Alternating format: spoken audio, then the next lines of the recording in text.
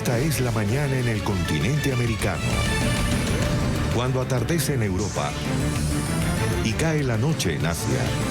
Así despierta el continente americano y transcurre el día y la noche en el resto del mundo. La mañana. Una buena mañana, una feliz mañana para todos en este miércoles 29 de mayo del 2019. Ruth del Salto los saluda y los voy a estar acompañando en esta hora y media de la actualización internacional. Un grupo de simpatizantes de Trump comenzó ya a levantar este muro, un muro privado en la frontera con México. El grupo We Build the Wall, Construyamos el Muro, anunció a través de redes sociales que levantó en Sunland Park, en Nuevo México, localidad cercana al Paso, Texas, el primer segmento de una valla fronteriza financiada con fondos privados. Estas imágenes muestran por primera vez el tramo del muro privado que está siendo construido en la frontera sur de Estados Unidos. Llevamos más de 2 días con el proyecto. Es maravilloso ver todo el progreso. El video ha sido difundido en redes sociales por un grupo que se hace llamar Nosotros Construimos el Muro. Este espacio en el que estamos construyendo el muro es uno de los corredores con mayor tráfico en la frontera sur. Hay tráfico humano y de drogas. Se ve un gran despliegue de vehículos pesados que incluyen al menos 6 retroexcavadoras. Los obreros trabajan día y noche. Han completado 1,5 kilómetros de vallas en su propósito de conectar 2 secciones de 33 kilómetros de cerca ya existentes. Este primer segmento ha sido levantado en Sunland Park, en el estado Nuevo México, en un terreno adquirido por la organización, cerca al cruce de El Paso, Texas. Y ya que el Congreso no le ha aprobado al presidente Donald Trump el presupuesto total para la construcción del polémico muro que propuso el magnate, los organizadores financian el proyecto con dinero de personas privadas que donan a través del portal GoFundMe. El líder de la iniciativa es un veterano que busca recaudar $1.000 millones para, según dice, asegurar la frontera con México. Hasta ahora ha recolectado más de 22 millones. El grupo Nosotros Construimos el Muro, o We Build the Wall, tiene como asesor principal a Steve Bannon, el controversial exconsejero de extrema derecha de Donald Trump. Vamos a saludar en Washington, en Estados Unidos, a Jeffrey Keehan. Él es analista republicano. Gracias por estar con nosotros aquí en la mañana de NTN 24. Bienvenido. Buenos días, pues, gracias por la invitación. Bueno, el pasado mes de diciembre, este grupo de simpatizantes justamente lanzó una campaña para recaudar, decían, $1.000 millones para crear una organización no lucrativa para levantar partes de este muro fronterizo en terrenos privados con la frontera de Estados Unidos con México.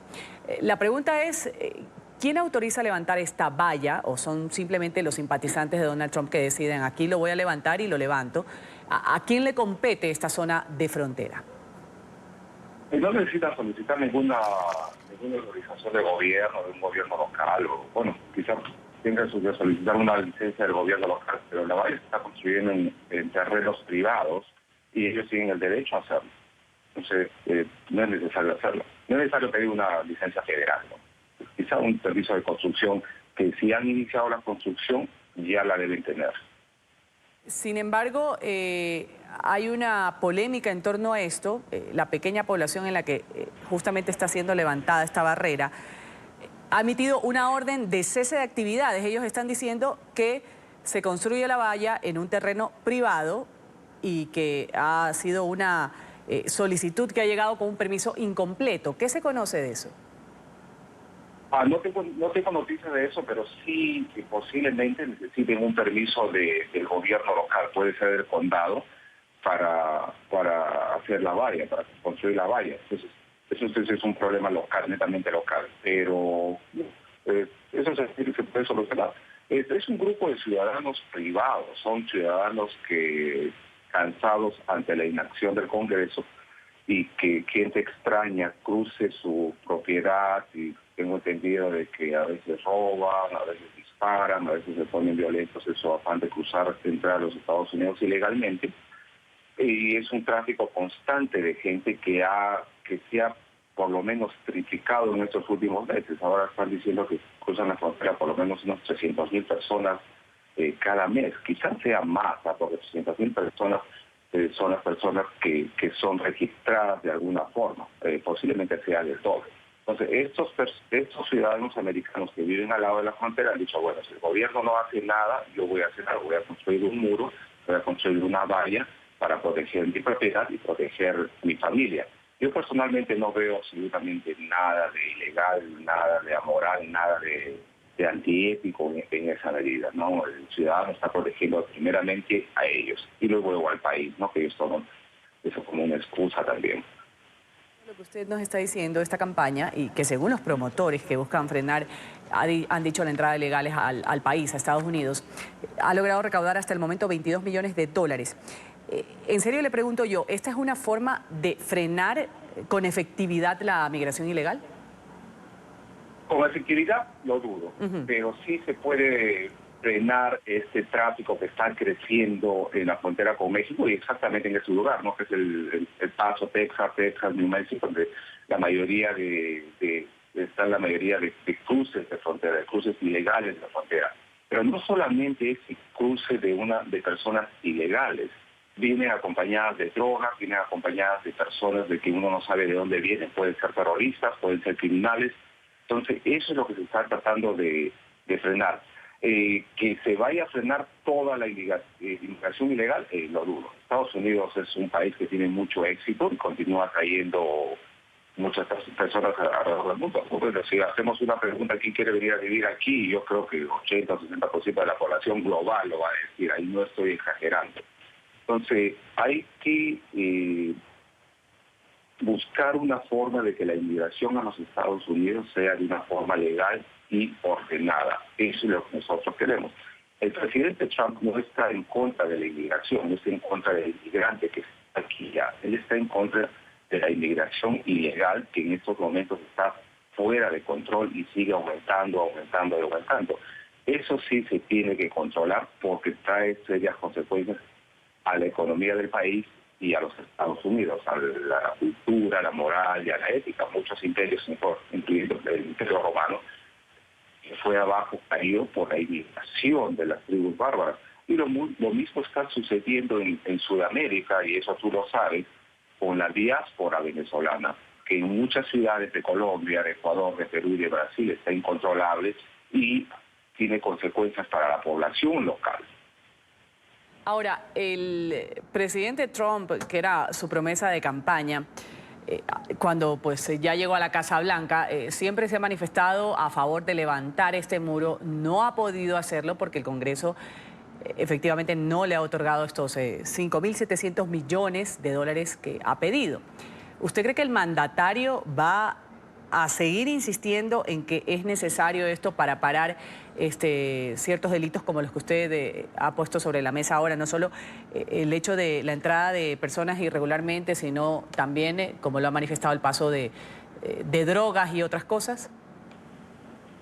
Mira, el muro está ahí en varios tramos desde hace mucho tiempo. O sea, nosotros en el 2004, 2005, en la frontera en el lado de Tijuana con San Diego, hay un muro que sigue avanzando, solo que la frontera indígena tiene 8.000 kilómetros.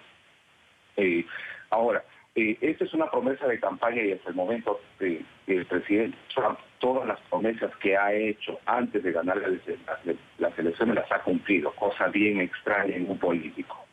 Esta promesa en particular, porque necesita mucho dinero y necesita el apoyo del Congreso, porque el Congreso es el que decide el presupuesto, sí ha sido detenida por cuestiones políticas, netamente políticas. Yo sí creo que se va a cumplir con construir el muro.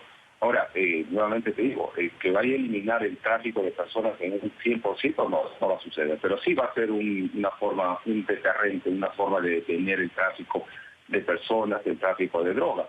No es solamente de que una persona pueda estar caminando de cualquier lugar del mundo, cruce México y luego va a cruzar la frontera. La frontera está controlada por carteles mexicanos, por mafia mexicanos. El Estado no tiene absolutamente ningún control. Una persona que va a cruzar tiene que pagar un peaje a la mafia, al cartel de la droga que controla toda esa área. Es un negocio que es de miles de millones de dólares. No es algo improvisado. La persona que va a cruzar tiene que ir con una bolsa de dinero para pagarle a la mafia que controla esa parte de la frontera. O sea, construir el muro, posiblemente estemos eliminando esa mafia, o quitándole poder, quitándole dinero, y el Estado mexicano va a poder funcionar mejor porque va a tener control sobre su propio territorio. Vamos a agradecer. Ciudad Juárez. Vamos a agradecer a Jeffrey Hiquien, él es analista republicano, ha estado con nosotros aquí en la mañana de NTN 24. Gracias y un buen día. Gracias, Ruth. Buen día para ti. Gracias.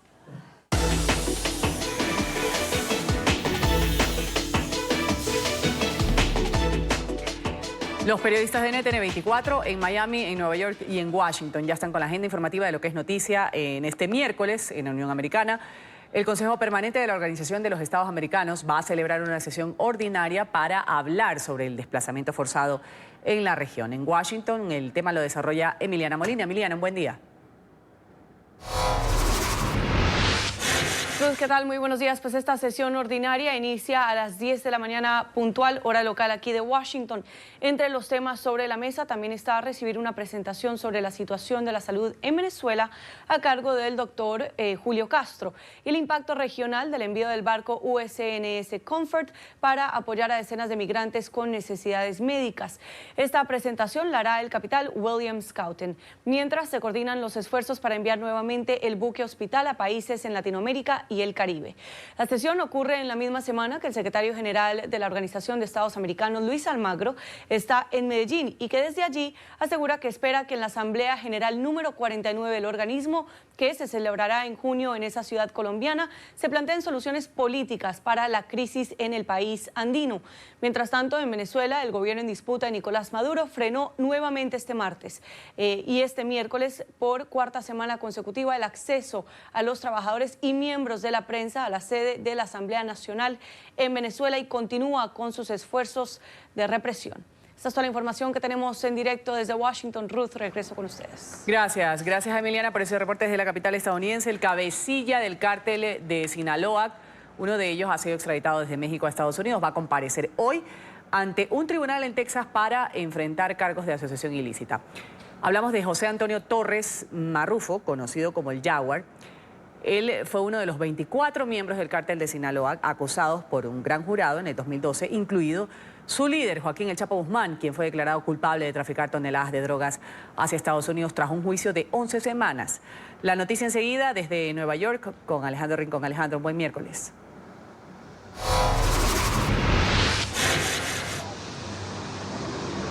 Hola, feliz miércoles para todos. José Antonio Torres Marrufo hizo su nombre en los círculos de la criminalidad en México por ser el líder de los denominados Escuadrones de la Muerte, un temible brazo armado del cártel de Sinaloa a través del cual fueron cometidos graves actos de violencia en territorio mexicano. Alias Jaguar hace parte del mismo pliego de acusaciones o es coacusado dentro de la estrategia que lideró el gobierno de los Estados Unidos aquí en el estado de Nueva York en contra de Joaquín El Chapo Guzmán, el líder del cártel de Sinaloa.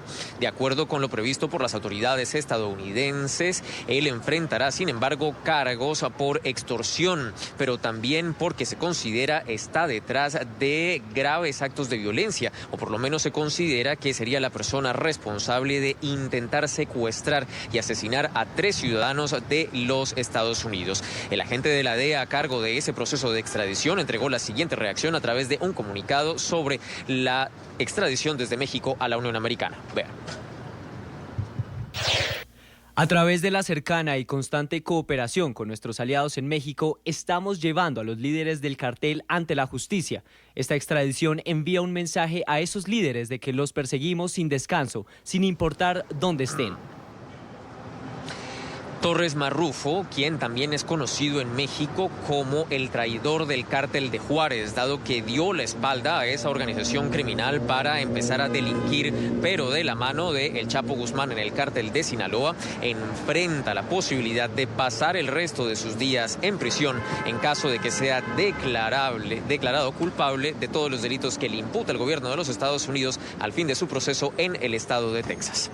Es todo lo que tenemos para ustedes por ahora. Continúen con más en el Centro Internacional de Noticias. Alejandro, gracias por tu reporte. Enfrentamientos entre agentes de policía y un hombre enmascarado que llevaba un arma en una concurrida carretera al sur de la Florida. Según los testigos, esta escena que estoy mencionando podría haber surgido directamente de una película de terror La historia enseguida con nuestra periodista en Miami, Paola Serna. Paola, un buen día para ti. Hola, ¿qué tal? Muy buenos días. Pues bien, la policía de la ciudad de North Miami dio a conocer estos videos que fueron captados con las cámaras que portan los oficiales de dicha entidad. Básicamente lo que ocurrió fue que comenzaron a recibir llamadas a la línea 911, es decir, la línea de llamadas de emergencia, alertando sobre la presencia de un individuo en una concurrida calle de esta ciudad de North Miami que se encontraba con una máscara y además armado. Los oficiales, por lo menos 3 de ellos, llegaron hasta el lugar. El hombre comenzó a gritar que se trataba de un arma de juguete, de un arma de aire. Sin embargo, los oficiales lo obligaron a rendirse para posteriormente llevárselo esposado. La policía de North Miami no ha dicho de quién se trata, no ha revelado la información. Sin embargo, se ha conocido que este hombre que llevaba una peluca y la máscara con los colores de la bandera de los Estados Unidos, pues aparentemente había tenido tratamiento psicológico y en este momento estaría también recibiéndolo por parte de las autoridades. También se ha confirmado que la pistola que tenía era una pistola de juguete, una pistola de aire. Sin embargo, continúan la investigación. Es la información que tenemos desde aquí. Soy Paola Serna. Continúen ustedes con más información desde nuestro Centro Internacional de Noticias. Buenos días. Vamos a continuar con el programa La Mañana de NTN 24, hablando de lo que sucede en Austria. A esta hora se le da el último adiós a la leyenda del automovilismo Niki Lauda. Miles de personas están esperando acceder a la Catedral de San Esteban en Viena, donde justamente ha sido instalada esta capilla ardiente al tricampeón de la Fórmula 1. El funeral estará abierto al público hasta las 12 del mediodía, hora local. Una hora después va a comenzar la misa fúnebre. Ahí van a acudir cerca de 300 invitados de honor. Entre los asistentes están el presidente austriaco Alexander Van der Bellen, los pilotos Lewis Hamilton, Alain Prost, también el actor Arnold Schwarzenegger. Recordemos que Lauda falleció el pasado 20 de mayo a los 70 años de edad. Ha sido capturado el empresario mexicano Alonso Ancira, acusado de delitos de daño patrimonial a la estatal petrolera Pemex. Este hombre fue detenido en el aeropuerto de la ciudad de Palma de Mallorca ante una petición de la Fiscalía de México. El empresario pretendía abordar un avión cuando fue arrestado. La justicia sueca ha rechazado aplazar la audiencia fijada para el próximo lunes contra el fundador de Wikileaks, Julian Assange. En esta diligencia van a discutir la orden de detención contra el australiano por supuesta violación. Su defensa había pedido postergar los argumentos diciendo o alegando problemas de salud del fundador de Wikileaks. Assange permaneció cerca de 7 años refugiado en la embajada ecuatoriana en Londres hasta que el pasado mes de abril el gobierno de Lenín Moreno Garcés le retiró el asilo por mal comportamiento. Ahora está en Reino Unido, en una prisión de máxima seguridad, tras ser arrestado a su salida de la sede diplomática por violar en el 2012 las condiciones de libertad condicional. Rumania se prepara para recibir al Papa Francisco en Bucarest, la capital. La visita papal va a comenzar el viernes, se va a extender hasta el domingo. El Papa Francisco será el segundo pontífice en tocar suelo rumano. Juan Pablo II lo hizo en el 99. La Iglesia Católica rumana espera que la visita aporte unidad entre los católicos y ortodoxos. Estos últimos constituyen la mayoría de la población rumana. Comisión de Medios de la Asamblea Nacional de Venezuela junto con trabajadores de la prensa han denunciado reiteradas violaciones a la libertad de expresión. Efectivos de la Guardia Nacional siguen impidiendo el ingreso de los periodistas a la sede del Palacio Legislativo. Tenemos noticia en directo con nuestro periodista Oliver Fernández. Oliver, un buen día en Caracas. Un buen día para ti, Ruth. Un gusto saludarte desde la capital venezolana. Así es por quinta vez que los comunicadores sociales, los representantes de los medios de comunicación no pueden ingresar al Parlamento para darle cobertura a la sesión ordinaria de la Asamblea Nacional. Vale destacar, Ruth, que esta medida vino luego que comenzó la persecución hacia los parlamentarios por parte tanto de la Asamblea Nacional Constituyente como del Tribunal Supremo de Justicia, quienes le allanaron la inmunidad parlamentaria a varios de estos diputados. Lo cierto es que se está violando una vez más el derecho que tienen los venezolanos a estar informados y el derecho que tienen los comunicadores a informar. Lo que es la organización Espacio Público, también el Sindicato Nacional de Trabajadores de la Prensa, el Colegio Nacional de Periodistas, se apostaron frente al Parlamento venezolano para rechazar esta medida. La única excusa que ha dado la Guardia Nacional Bolivariana es que son órdenes superiores. Sin embargo, bueno, habrá que esperar entonces en los próximos días si se va a dejar entrar a los medios de comunicación. También los parlamentarios han tenido trabas para poder ingresar al Parlamento, así como también los trabajadores del Parlamento venezolano. Pero vamos a ver el siguiente informe realizado por nuestro compañero Luis Laya. Es sin duda una violación a ese derecho a la información, en primer lugar, una violación al derecho a la libertad de expresión y también una violación al derecho al trabajo que tienen todos ustedes. Impedir el acceso a la prensa al Parlamento es ilegal. Son ya 4 semanas en las que la Guardia Nacional cierra los accesos, entorpeciendo la libertad de prensa y de información. No es el acceso a los periodistas al Parlamento, es el acceso a la sociedad venezolana a hacer escrutinio de lo que ocurre en el Parlamento. Es decir, a través de los periodistas la sociedad venezolana tiene un relato más completo de lo que allí ocurre y es muy importante que esto efectivamente lo puedan hacer con todas las garantías. 5 oportunidades en las que se le niega a los periodistas, a los trabajadores de la prensa, ingresar a hacer cobertura de un hecho que es público. Incluso por el mismo reglamento de la Asamblea Nacional, las sesiones son de carácter público. Pero la actuación de los funcionarios militares no solo afectó a los periodistas, sino también a los diputados, a quienes les colocaron trabas para ingresar al hemiciclo. Hoy vimos cómo agredieron al diputado Juan Pablo Guaripa, cómo tuvimos que batallar para poder entrar a Palacio, o cómo al diputado Arnoldo Benítez no lo dejaron entrar. En el Parlamento se debatió este martes la reincorporación de Venezuela al Tratado Interamericano de Asistencia Recíproca. El presidente encargado Juan Guaidó aseguró que este es uno más de los mecanismos que se están intentando para lograr el cambio en el país. Y vamos a ejercer todas las competencias que tenemos para lograr el objetivo. Y no nos confundimos. De cara a una estrategia que hemos planteado a Venezuela. Son 3 elementos que no voy a volver a repetir porque Venezuela lo sabe hasta el cansancio, porque la comunidad internacional lo acompaña en todo momento. También dentro de la Asamblea Nacional, fracciones opositoras rechazaron las conversaciones en Noruega. Incluso disidentes del PSUV denuncian que el régimen jugará a ganar tiempo. Es que la burla que se ve por parte del gobierno no da confianza en el pueblo. Esa es la realidad. La burla, si fuera con seriedad, con firmeza, pudiéramos creer en un diálogo, porque es la mejor salida antes de una intervención militar. Acá con criminales no se negocia. Son 5 veces que nos han llamado al diálogo, las veces que se presentan eventos o que estamos a punto de que esto concluya y sucede que entonces el régimen invierta una estrategia como la del diálogo para ganar tiempo, para ganar oxígeno. A esto Guaidó respondió que no hay ingenuidad, pero que se deben agotar todas las vías planteadas para salir de la crisis que hoy vive Venezuela. ¿Ustedes creen, pueblo de Venezuela, que nosotros vamos a creer en la buena fe de alguien que no le importó Oliver, o Heidelberg, o la gente en Maracaibo que no tiene luz, o que comen de la basura? Ruth, y continúa el drama en el Hospital JM de Los Ríos, acá en Caracas. Ya son 6 los pacientes que han muerto en este centro asistencial. Para hoy se tiene previsto que los padres, también algunas organizaciones no gubernamentales defensoras de los derechos humanos, caminen hasta la Cruz Roja acá en Caracas para exigir una explicación de la ayuda humanitaria. Es la información que nosotros podemos aportar a esta hora desde la capital venezolana. Volvemos contigo a la mañana de NTN 24. Sí, en España, luego de 10 meses de investigaciones, se ha logrado desarticular una red internacional de narcotraficantes que procesaba cocaína en 3 laboratorios.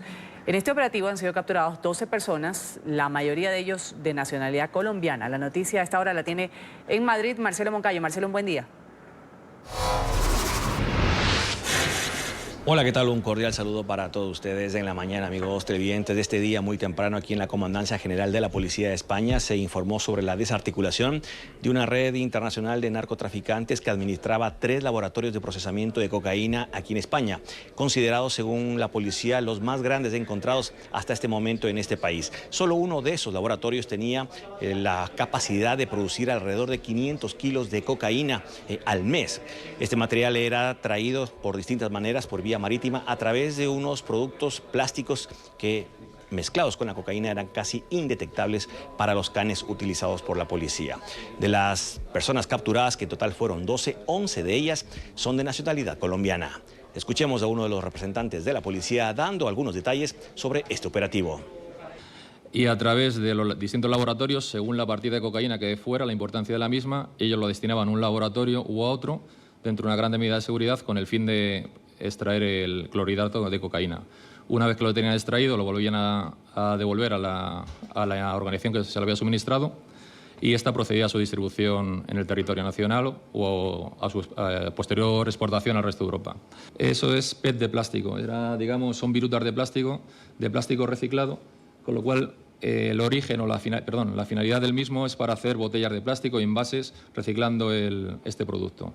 Ahí venía impregnado la sustancia estupefaciente que luego en los laboratorios que tenía la organización, a través de los distintos procesos químicos, procedían a su extracción. Televidentes de la mañana, y en estos momentos la policía española está esperando información de sus pares colombianos para saber si estas personas capturadas aquí en España tienen o no antecedentes en Colombia. En estos momentos este operativo se mantiene abierto, por lo que no se descartan más detenciones. Este es el informe para la mañana. Sigan ustedes con más aquí en NTN 24. Hasta pronto. Continuamos con más de su espacio en el canal de las Américas, revisando lo que es noticia en el mundo.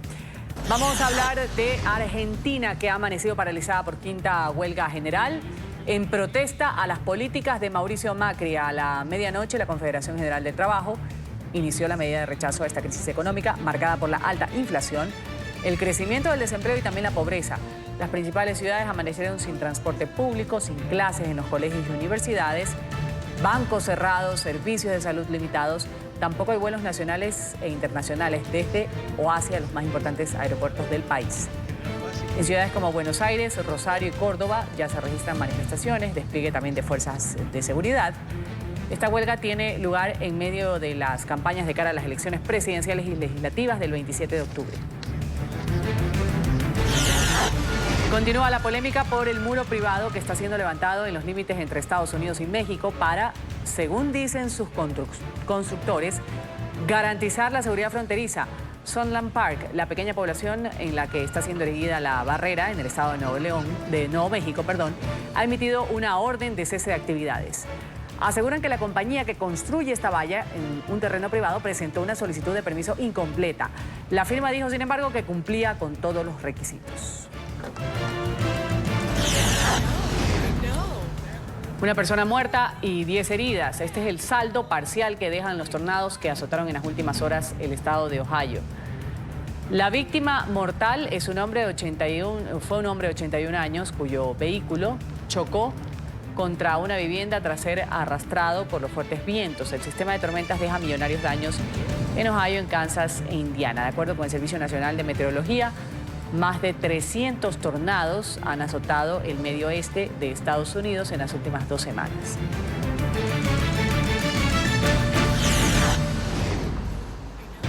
Las tormentas eléctricas intensas, las inundaciones también, tienen bajo amenaza a 39 millones de personas en medio oeste y en el noreste de Estados Unidos. Una persona ha muerto en Arkansas el martes por la noche después de ahogarse en una inundación. El Servicio Meteorológico Nacional de la Unión Americana ha lanzado alertas sobre una situación peligrosa y potencialmente mortal a lo largo del río Arkansas, que según estimaciones incrementará su cauce en las próximas horas debido a las fuertes lluvias.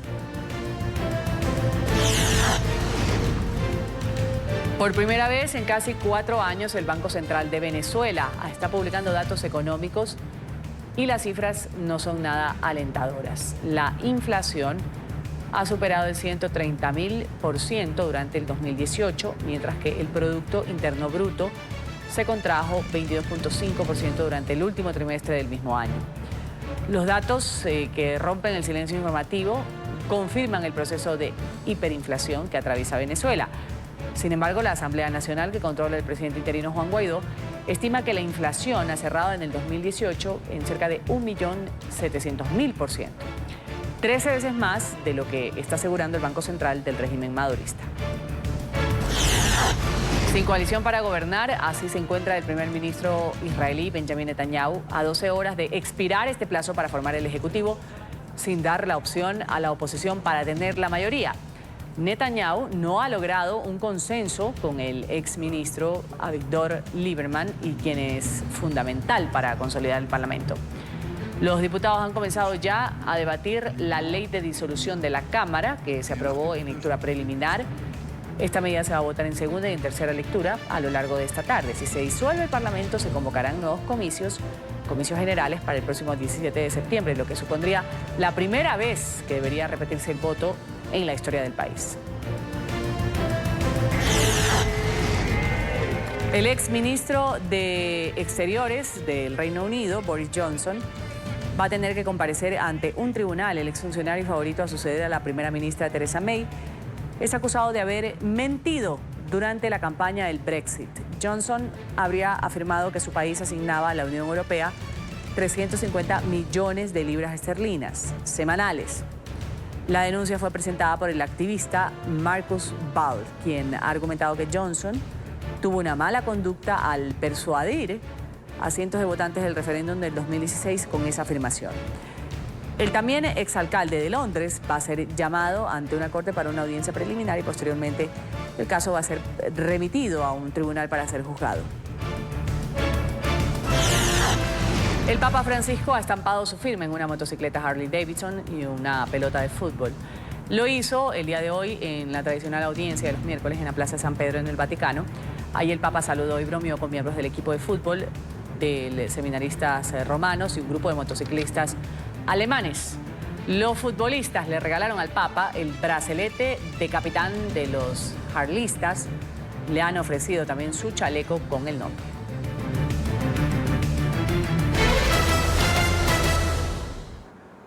Otro desplante, el régimen de Maduro. Estados Unidos y países miembros del Grupo de Lima, con excepción de México, decidieron no acudir a la primera conferencia de desarme presidida por el régimen de Venezuela en Ginebra.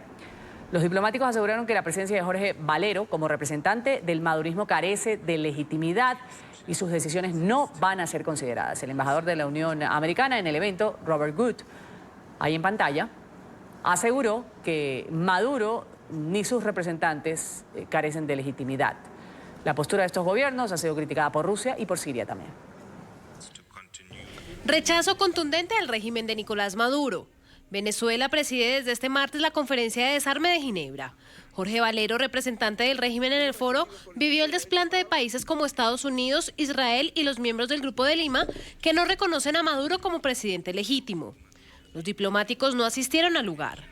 Robert Woods, embajador de Washington, llegó al salón pero optó por abandonarlo antes de iniciar la conferencia. Al tomar la palabra, Valero abogó por un diálogo inclusivo en la conferencia, hecho que tampoco sucedió.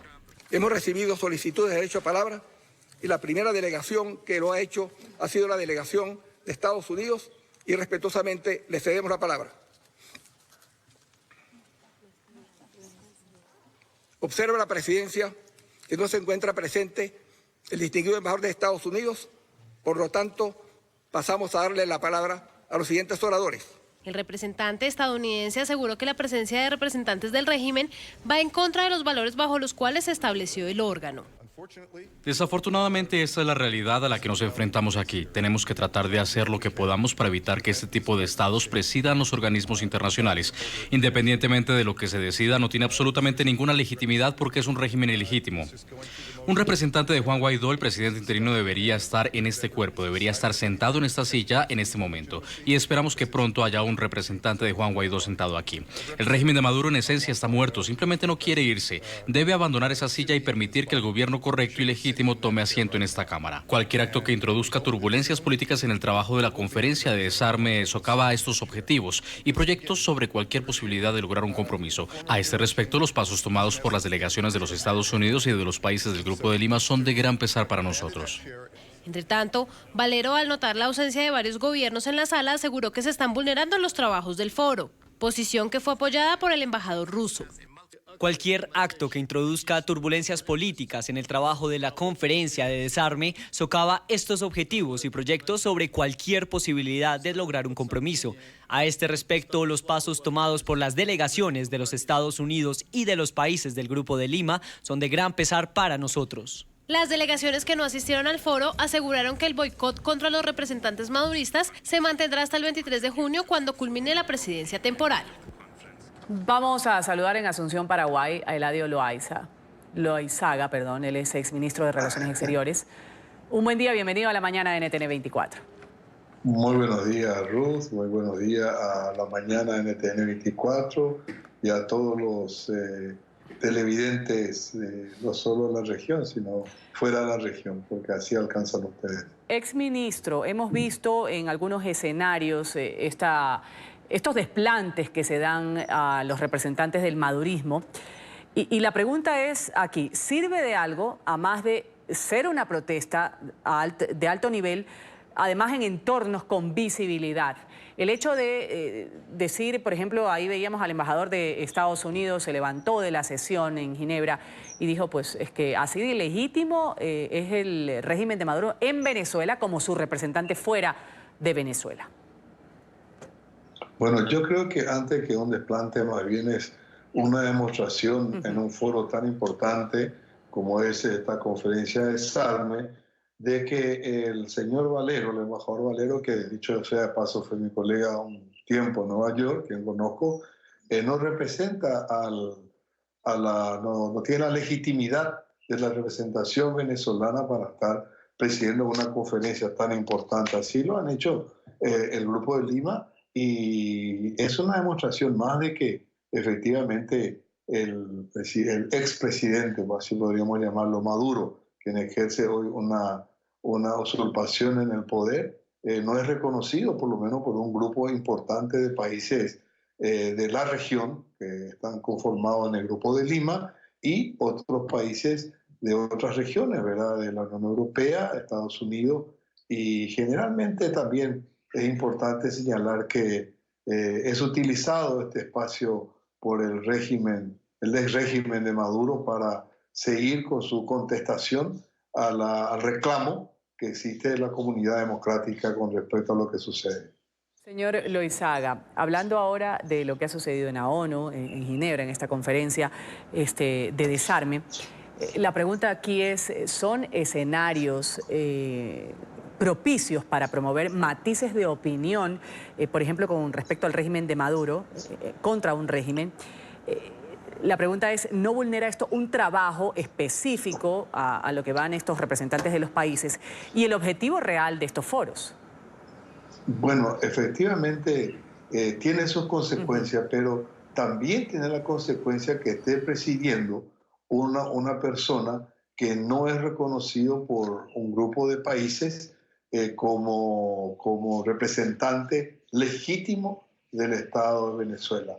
Y generalmente, te vuelvo a repetir, es instrumentado por el régimen o por el sistema madurista estos escenarios, no solo con un objetivo de llevar adelante el programa en sí de esta conferencia sobre el desarme, sino la constante prédica de contestación a un supuesto imperialismo de la región de Estados Unidos y como ellos llaman los servidores del imperialismo, que está muy equivocado.